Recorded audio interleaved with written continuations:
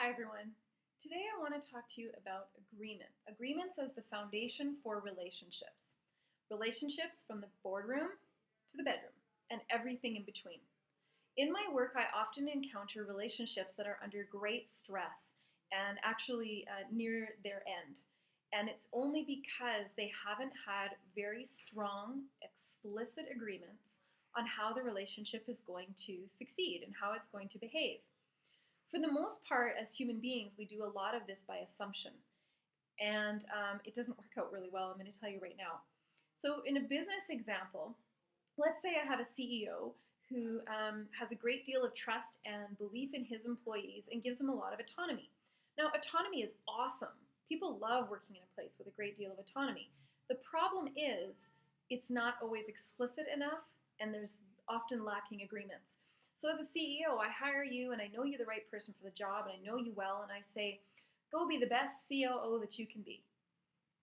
Well, okay. And some personalities will pick that up and take it and run with it. But many others, out of no fault or blame, will simply struggle and falter and fail because they lack the boundaries and the explicit expectations in order to win.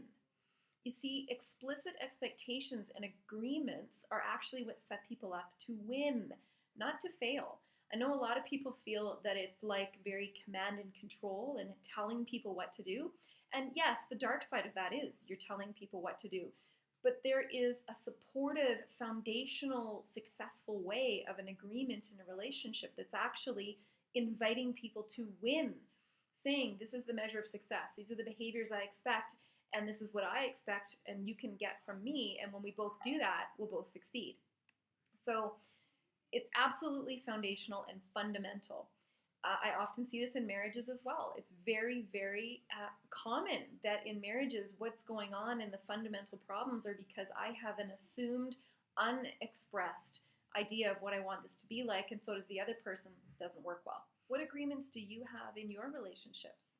What are the behaviors that you've agreed to do on a daily, weekly basis in your business or personal relationships that you know sets that relationship up for success?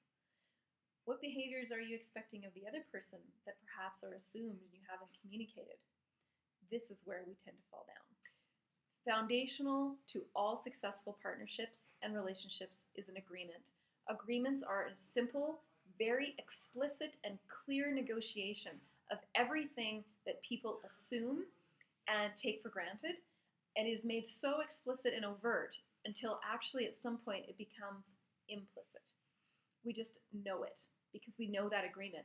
And I tell you, when things go wrong, the number one thing that people can do is lean into that agreement. Let's go back to the agreement. What does it say in the agreement? What do I need to do? What does that mean you need to do? And sometimes we need to renegotiate the agreement, and that's fine too.